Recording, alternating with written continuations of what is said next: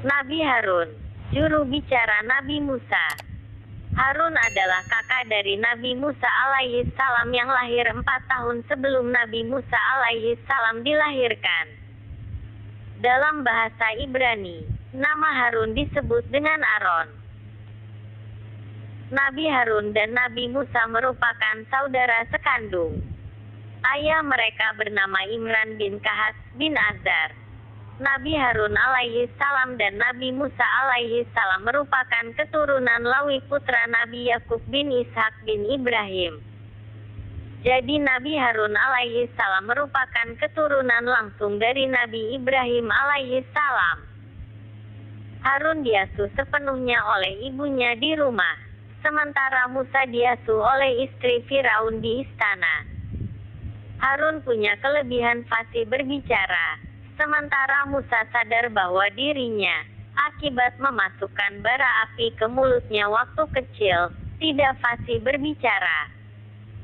Harun selalu mendampingi Musa dalam menghadapi Firaun dan para pembesarnya, menghadapi para tukang sihir, membawa Bani Israel keluar dari Mesir, menyeberang ke Sinai, dan menghadapi kehidupan yang sulit di padang pasir Sinai, apalagi memimpin Bani Israel yang tidak pandai berterima kasih, suka membantah, tidak selalu patuh kepada mereka berdua, dan karena sudah lama diperbudak di Mesir sudah tidak punya jiwa merdeka, tidak memiliki moralitas yang tinggi. Dalam perjalanan menuju negeri Kanaan, rombongan Nabi Musa dan Nabi Harun alaihi salam melewati Gunung Sinai. Nabi Musa alaihi salam pergi ke puncak Gunung Sinai untuk menerima wahyu Allah subhanahu wa ta'ala berupa kitab Taurat selama 40 hari. Karena khawatir kaum Bani Israel akan kembali melakukan kerusakan jika ditinggal terlalu lama tanpa pemimpin, maka Nabi Musa alaihi salam mengalihkan kepemimpinannya pada saudaranya, Nabi Harun alaihi salam. Namun ternyata Nabi Harun alaihi salam tidak berdaya dalam memimpin kaum Bani Israel.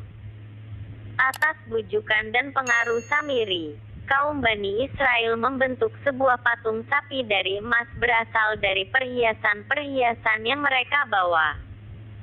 Berulang kali Nabi Harun mengingatkan kaum Bani Israel untuk berhenti menyembah patung tersebut sebelum Allah murka, tapi kaum Bani Israel tidak memedulikan peringatannya. Sampai tiba saatnya Nabi Musa alaihi salam kembali dari Gunung Sinai. Nabi Musa alaihi salam murka begitu melihat kaum Bani Sinai kembali menyembah berhala. Beliau sempat marah juga pada Nabi Harun dan hampir memukulnya karena dianggap tidak bisa memelihara amanah. Nabi Harun memohon ampun dan memberikan penjelasan bahwa tindakan kaum Bani Israel ini disebabkan oleh bujuk rayu Samiri. Nabi Musa yang marah kemudian mengucilkan Samiri. Allah akan memberikan siksaan yang berat di dunia dan di akhirat pada Samiri. Selanjutnya Nabi Musa alaihi salam memerintahkan kaum Bani Israel bertaubat menyesali perbuatannya dan kembali kepada jalan Allah yang lurus dan benar. Diajaknyalah 70 orang terbaik dari kaumnya untuk sungguh-sungguh memohon ampun pada Allah subhanahu wa ta'ala di puncak Gunung Sinai.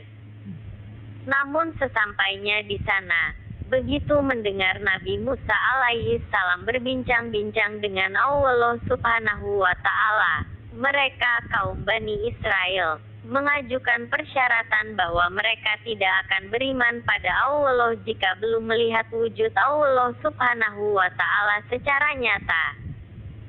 Nabi Musa alaihi salam murka akan kelancangan kaum Bani Israel.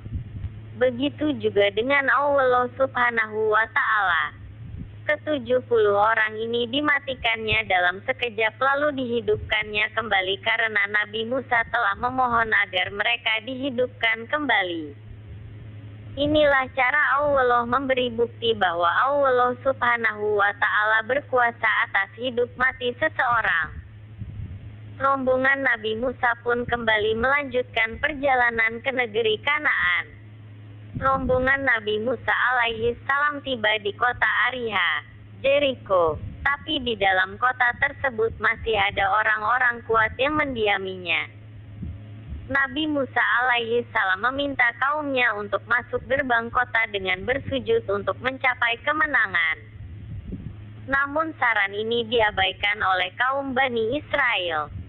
Bahkan mereka meminta Nabi Musa alaihi salam untuk pergi mengusir orang-orang kuat tersebut sendirian, sedangkan mereka duduk menunggu di luar gerbang kota.